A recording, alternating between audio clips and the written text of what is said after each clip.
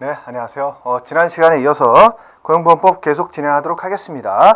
우리 교재 431페이지 5절 육아휴직급여와 출산 전후 휴가급여 보도록 하겠습니다. 자, 이게 이제 요즘 들어서 출산 전후 휴가급여라든가 혹은 육아휴직에 대한 관심들이 높아지다 보니까 출제 빈도도 조금씩 많이 늘어나는 그러한 부분이라고 생각하시면 될 것 같아요. 일반적으로 이제 관심이 높아지면 거기에 따라서 많이 알아야 되니까 그래서 시험 문제로도 많이 출제된다라는 거죠. 첫 번째 육아휴직급여. 육아휴직에 관련된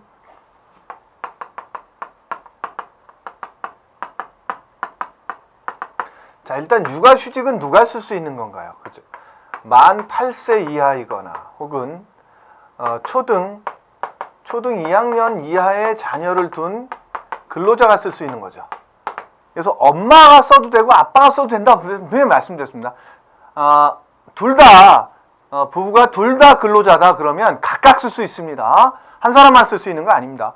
출산 전후 휴가야 당연히 아내만 쓸 수 있겠죠. 그죠? 남편의 입장에서는 아이를 갖는 게 아니니까. 그죠? 배우자 출산 휴가를 쓰는 거죠, 그건. 그 대신 육아휴직은 근로자, 그래서 아내든 남편이든 둘 다 쓸 수 있다, 근로자라면. 그렇다라는 거죠. 그 다음에 어떤 사람이 쓸 수 있다? 근속기간이 1년 이상 된 사람이 쓸 수 있는 거죠. 그죠? 그 다음에 어떤 경우가 있어야 되느냐? 438페이지 상단에 보면 자, 일단 육아휴직을 시작한 날 이전에 피보험 단위 기간이 통산하여서 180일 이상해야 된대. 그래서 고용보험 가입 기간이 180일 이상 되어 있어야 된다는 거죠. 예, 언제 기준으로? 예, 육아휴직을 시작한 날이래. 시작한 날. 그다음에 같은 자녀에 대해서 배우자가 육아휴직을 받지 않아야 되죠. 예, 쓸 수 없는 경우.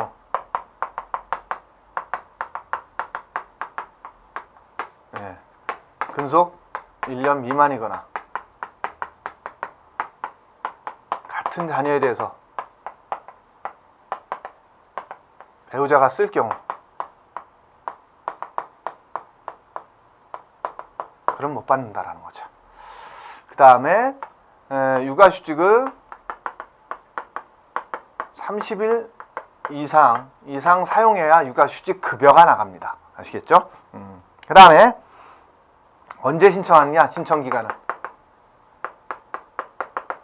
휴직 후 1개월부터 휴직 종료 후 시작 후겠죠. 그럼 휴직 종료 후 12개월 이내에 신청하라는 거죠. 물론 특별한 사유가 있으면 12개월이 넘어도 신청할 수는 있다. 그 특별한 사유가 뭐냐? 천재지변이 생겼다거나 본인이나 배우자의 질병이나 부상이 발생했겠다. 혹은 가족의 질병이나 부상이거나 병역법에 따라 의무 복무를 하게 된 경우라든가 남편이 있으면 당연히 그럴 수 있겠죠. 아내야 뭐 의무 복무라는 게 없겠지만 그 다음에 범죄로 인해서 구속이나 형의 집행으로 신청할 수 없었다든가 그러면 요거 12개월이 넘어도 신청할 수 있다라는 거죠. 예. 그 다음에 육아휴직급여액은 그럼 어떻게 되느냐? 예.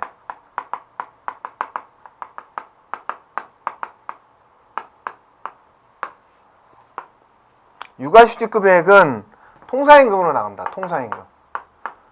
통사임금의 40%를 주는데 이것도 상한이 있고 하한이 있어요. 상한은 월 100만 원이고요.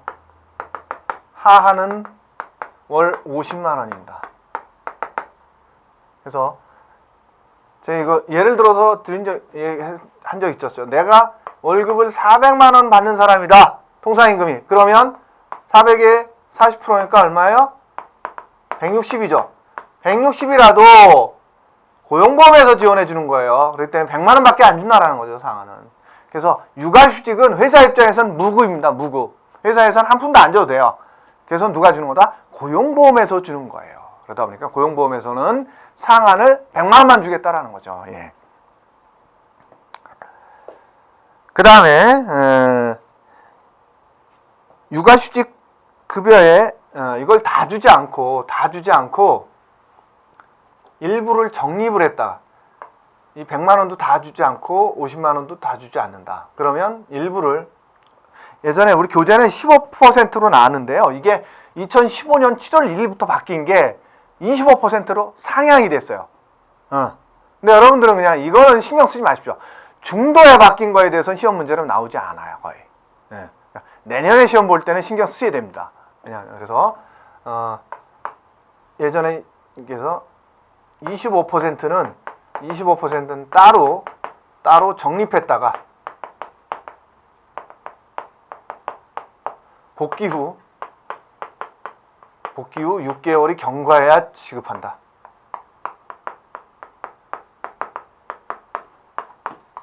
왜 이런 것들이 생긴 거냐면 회사에서 애 때문에 직장생활이 어려워졌어.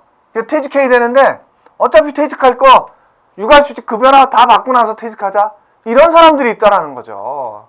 그러다 보니까 이 법의 취지는 그게 아니라 자, 아이가 있어도 계속 직장생활 할 수 있도록 국가에서 지원을 해줄게 뭐 이런 식으로 해서 시작된 건데 악용하더라는 거죠. 그래서 이러면 안 되겠다 싶어서 다 안 주고 어느 정도를 떼놨다가 너 다시 회사에 들어가서 일하는 거 보고 줄게 뭐 이런 식이 돼버린 거죠.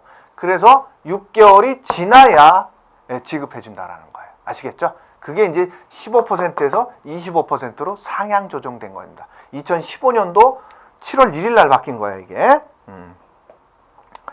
자, 어쨌든 그렇다라는 거. 그 다음에 취업의 신고.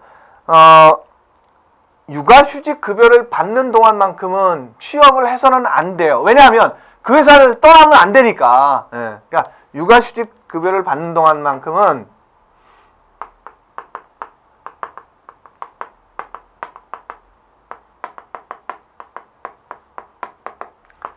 퇴사를 해도 안 되고요.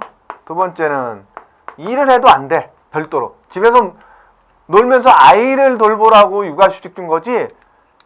그 아이는 뭐 엄마나 누구한테 맡기고 나 나가서 돈 벌게? 뭐 이렇게 해서는 안 된다라는 거죠. 그래서 어쨌든 퇴사하면 퇴사하는 그 즉시로 육아휴직 급여가 중지가 됩니다. 정지가 돼요.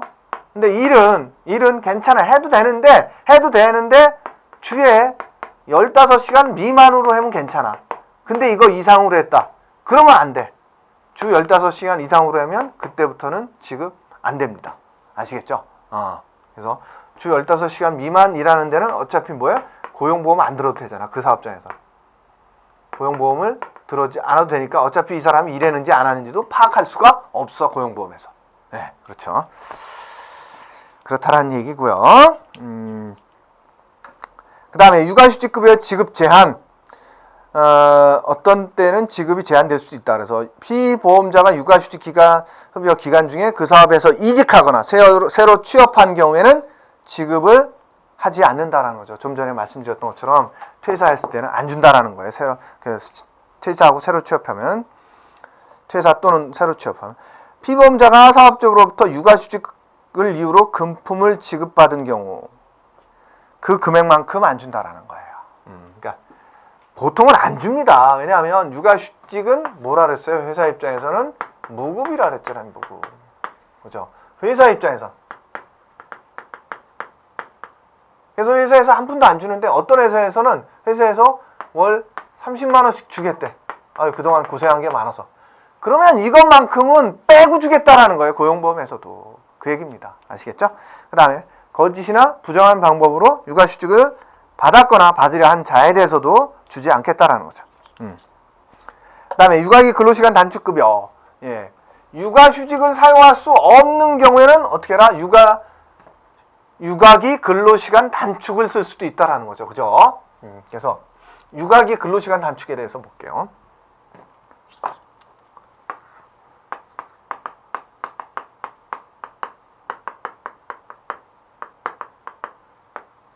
자, 육아기 근로시간 단축. 예를 들어서 내가 주 40시간씩 하던 사람이 유가기 근로시간 단축을 해서 15시간만 일한다.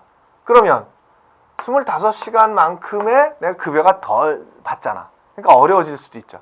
그래서 고용보험에서 너 적어지는 것만큼 조금 더 보태줄게, 뭐 이런 식인 거예요. 그게 유가기 근로시간 단축 급여입니다. 그래서 유가기 근로시간 단축을 사용하는 근로자에게 지급되는 거죠. 그래서 이것도 마찬가지로 육아휴직처럼 유가기 근로시간 단축을 시작하는 날 기준으로 고용보험이 180 이상 가입되어 있어야 되고요. 그 다음에 같은 자녀에 대해서 배우자가 실시하지 않고 있어야 된다라는 거죠. 그 다음에 이것도 지급 신청 기간은 그것을 시작한 날로부터 1개월 이내, 1개월이 지난 날로부터 종료된 날로부터 12개월 이내에 신청해라. 그렇다라는 거죠. 자, 그러면 급여액은 얼마냐? 이 단축 급여액은, 근로시간에 대한 단축 급여액은 얼마냐? 그래서 그게 이제 우리 교재 440페이지 상단에 나옵니다.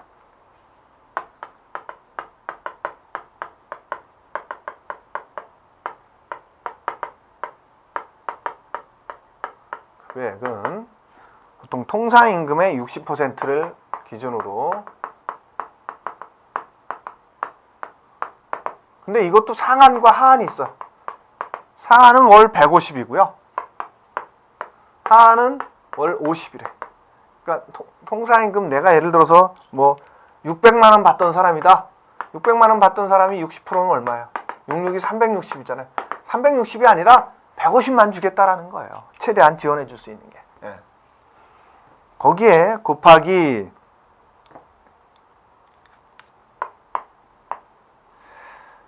단축 전 소정 근로시간에 대해서 단축 후 소정 근로시간을 뺀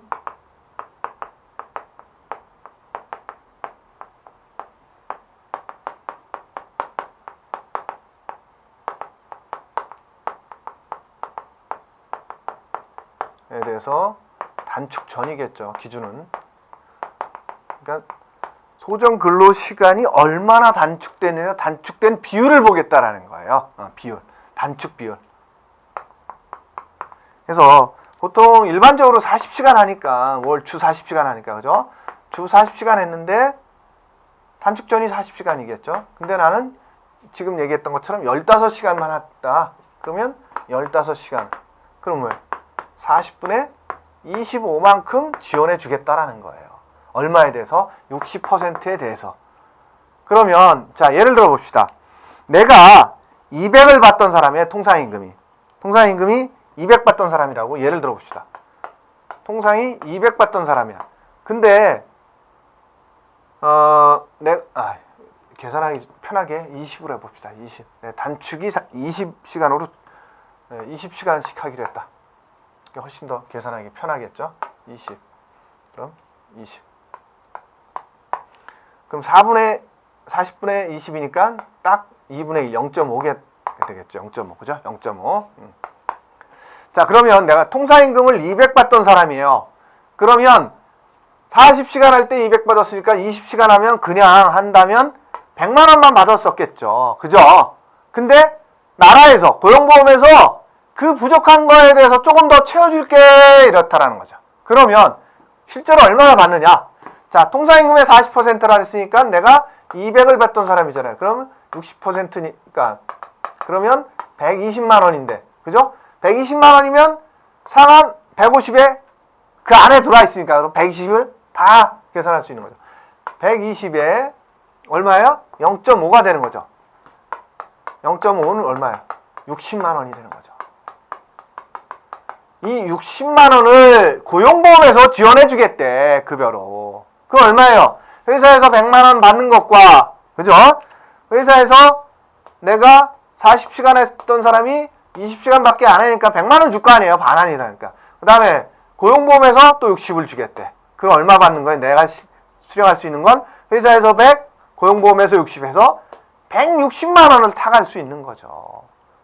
아시겠죠? 네, 그래서 원래는 이런 그 지원이 없다면, 고용보험에서 지원이 없다면 순수하게 나는 월 100 받고 주 20시간 하고 나머지는 집에 돌아와서 애를 봐야 되는데, 고용보험에서 지원을 해주더라는 거죠. 60이라는 걸. 이 계산에 의해서 나온 겁니다. 60은. 아시겠죠? 예.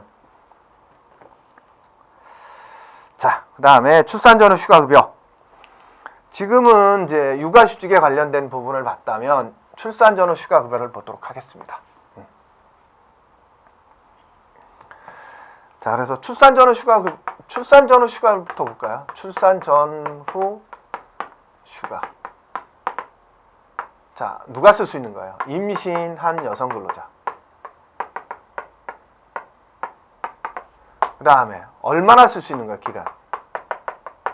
단태아일 경우 90일, 다태아일 경우 120일 쓸 수 있는 거죠. 그죠? 그 다음에 분할 사용 가능하죠. 그 다음에 회사 입장에서는 최초 60일은 유급 처리해 줘야 된다. 그렇다라는 거죠.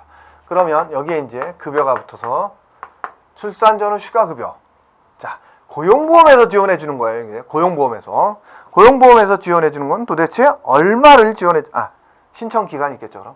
그럼 요 급여 부분을 따로 보면 신청 기간 똑같아요. 육아휴직처럼 사용 휴가를 쓴 날로부터 시작한 날이죠.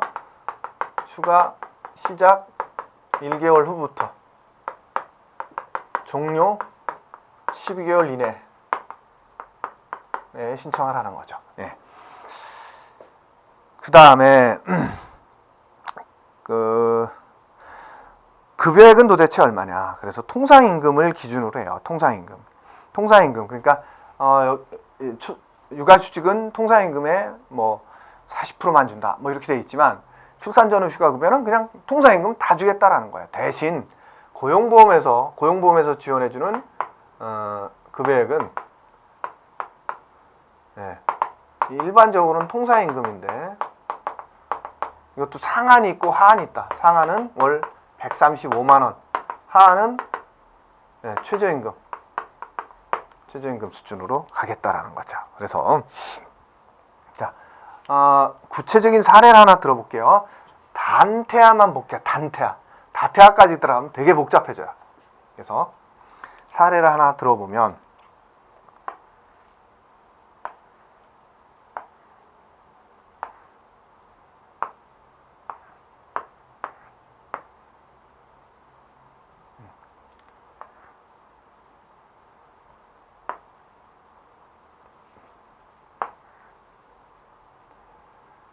우선 지원 대상 기업과 대규모 기업이 또 달라요.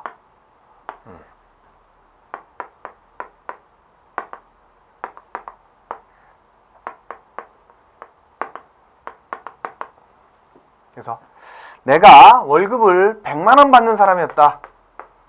첫 번째는 월 100만일 경우를 볼게요. 그러면 우선 고용보험에서는 우선 지원 대상 기업에 대해서는 90일을 지원해 주고요. 이것도 써야 되겠네. 지원 기간. 우선 지원 대상 기업에 대해서는 90일. 단태할 경우 대규모 기업은 30일만 지원해 줘요. 물론 다태할 경우는 120일이 되겠죠. 이게 굉장히 복잡해진 거예요. 여기는 45일이 되고. 어쨌든. 그러면 우선 지원 대상 기업에서는 90일 지원해 준다 그랬잖아요. 상한이 135만 넘지 않으면 돼. 135 이렇게 지원해 줘서 나중에 근로자 입장에서는 405만 원인가? 405를 100이라 그랬죠. 죄송해요. 100이니까 100으로 받아야 되는 거야. 100 이렇게 300을 받아요. 근데 대규모 기업일 경우에는 고용보험에서 30일밖에 안 지원해 준다. 최초 60일은 회사가 책임지라 그랬잖아요. 그러니까 100 이렇게 나오고 고용보험에서 100을 줘요. 그래서 300을 받습니다. 자, 월 통상임금이 135만 원 미만일 때를 제가 봤어요. 그럼 135만 원 이상일 경우를 또 예를 들어서 볼게요. 두 번째 예는 내가 통상임금이 200이다. 200의 경우로 볼게요. 그러면 200의 경우에는 135 잘 안 보이나요? 하여튼 그렇게 지원해줘. 그럼 나머지는 65는 회사에서 주라는 거야. 최초 61은 맞춰줘야 되니까. 그 다음에 또 135를 또 나오겠죠. 근데 여기서는 제로예요. 회사 입장에서는 최초 60일만 주면 되니까. 그럼 얼마예요? 여기 200, 400에 535만 원이죠. 예. 535만 원을 받은 거예요. 그 다음에 대규모 기업의 입장에서는 어떻게 되느냐? 여기 회사 입장에서 200을 맞춰줘야 되고요. 또 여기도 200을 맞춰줘야 되고. 그 다음에 여기서 135 나오면 얼마다? 65만 맞춰주면 되는 거예요. 아니. 최초 60일만 주면 됐으니까 여기서는 제로죠, 참. 그러면 여기도 제로이기 때문에 135. 그러면 여기도 얼마다? 535만 원. 똑같아요. 근로자 입장에서는 받는 게 똑같은데 회사 입장에서 달라지는 거예요. 우선 지원 계산 기업과 대규모 기업이 어떻게 주느냐, 요게 달라지는 거죠. 어쨌든 지금 제가 여기서 설명하는 얘는 뭐냐면 최초의 60일은 회사에서 어느 식으로든 맞춰주라는 거고요. 그죠? 그 다음에 우선 지원 대상 기업은 고용보험에서 90일간 단퇴할 경우, 그죠? 단퇴할 경우 90일간, 다퇴할 경우 120일간 지원해 준다라는 거고, 대기업일 경우는 30일인데 다퇴할 경우는 45일까지 지원해 준다는 거. 요거 하나 기억해 두시면 될 것 같습니다. 그래서 구체적인 사례를 제가 이렇게 한번 들어봤어요. 단퇴할 경우에만 들어본 거예요. 지금 다퇴할 경우는 한 달 더 가야 되겠죠. 120일이니까. 굉장히 복잡해집니다. 그건 제가 사례를 들으면 오히려 복잡해질 것 같아서 사례 들지 않겠습니다. 자, 그렇다라는 거죠. 그 다음에 고용보험 기금을 보도록 하겠습니다. 여러분들이 이제 고용보험료를 내잖아요. 납부하잖아요. 그런 것들을 이제 그 근로복지공단에서 이렇게 쌓아둔 것이 고용보험 기금이 되겠죠. 그거는 어디에 주로 쓰느냐, 그렇다라는 거죠. 지금까지 말씀드렸던 것처럼 고용보험 사업이 있다 그랬잖아요. 고용보험 사업. 그죠? 그 사업에 쓰는 거예요. 어떤 사업? 고용안정사업.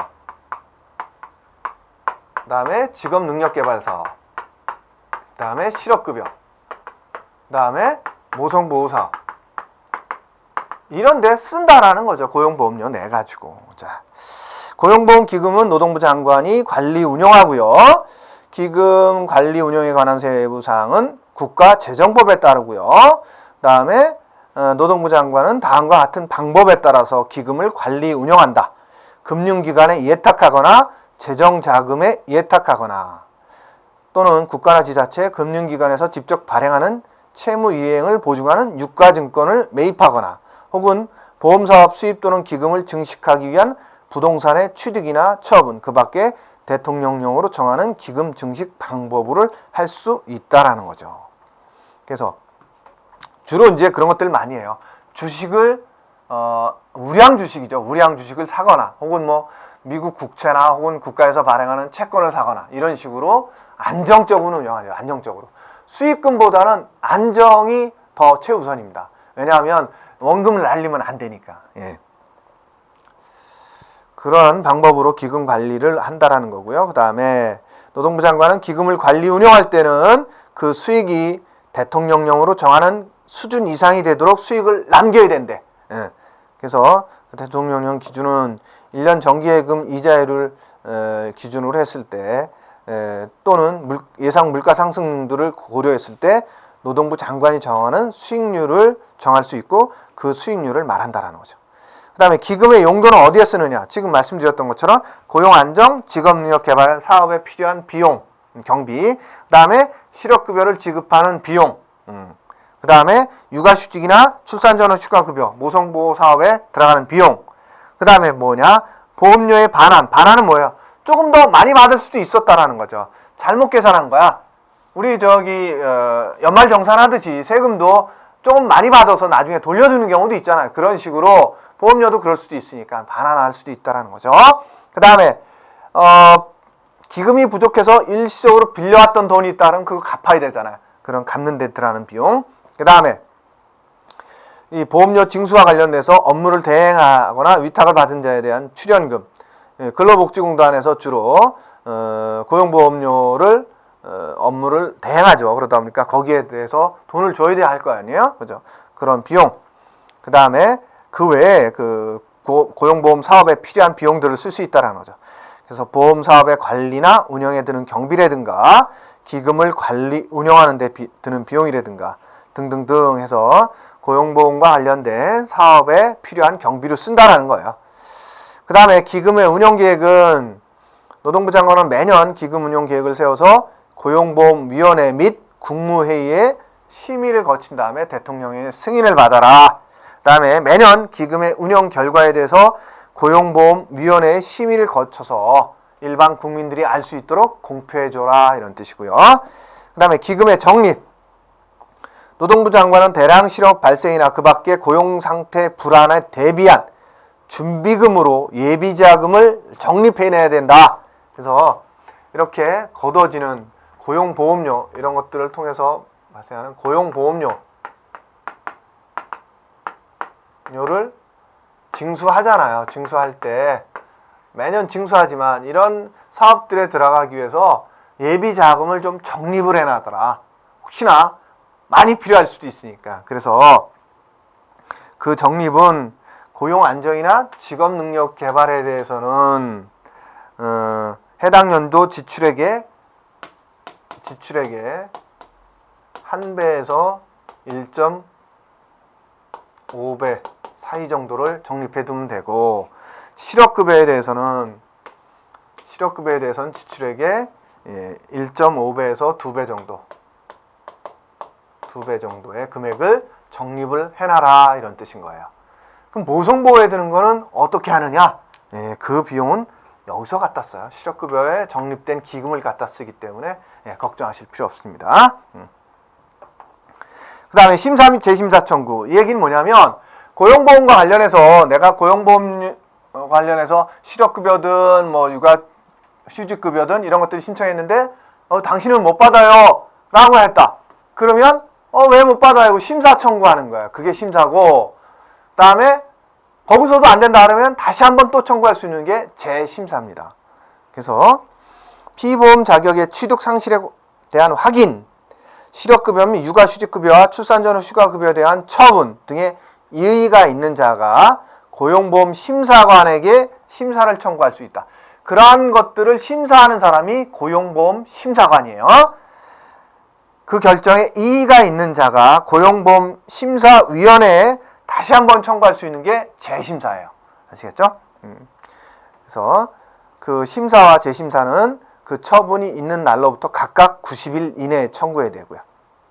그 다음에 본인이 직접 할 수 없으면 대리인을 선임해서 하게 할 수 있어요. 그래서 대리인은 가족 중에서 하게 하거나, 또 회사일 경우에 임원이나 직원을 대행시킬 수도 있고, 변호사나 노무사를 이게 맡겨도 되고, 고용보험심사위원회에서 허가를 받고 그런 위탁을 할 수 있는 자가 있다면 그 사람에게 대리시켜도 된다라는 거죠.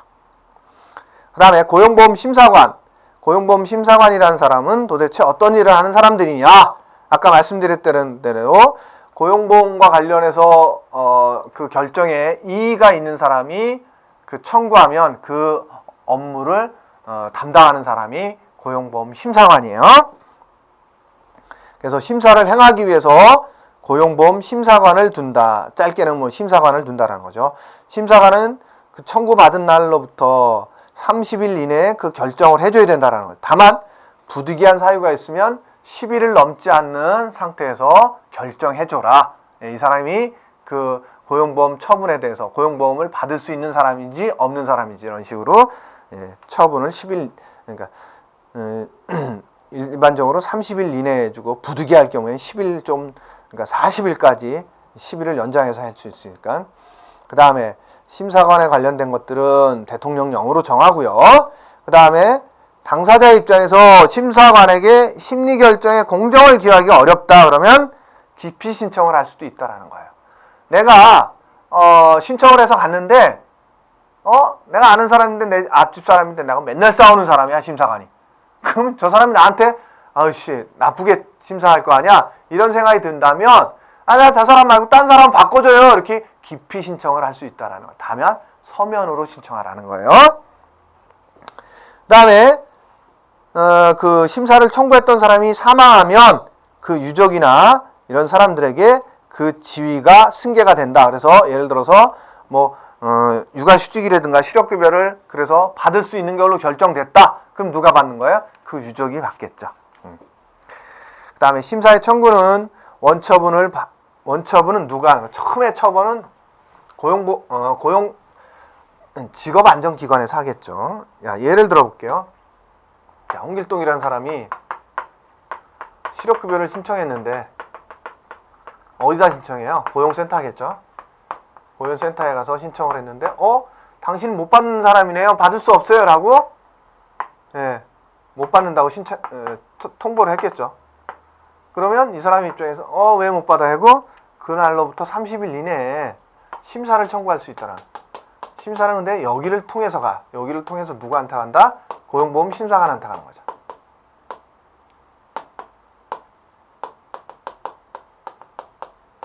그래서 여기를 통해서 가기 때문에 여기 딱 신청을 하면 이 사람들 입장에서는 우리도 이럴 수밖에 없어서 못 받는다고 통보한 거야. 그래서 본인들의 입장을 같이 해서 고용보험 심사관에게 보낸다라는 거죠. 고용보험 심사관 입장에서는 자 결정해서 받을 수 있는 사람이야. 그럼 야 너 왜 그렇게 했어? 해서 다시 돌려보내서 너 제대로 줘. 이렇게 할 수도 있다는 거죠. 근데 여기서도 못 받는다. 그러면 홍길동이가 어떻게 된다? 고용보험 심사위원회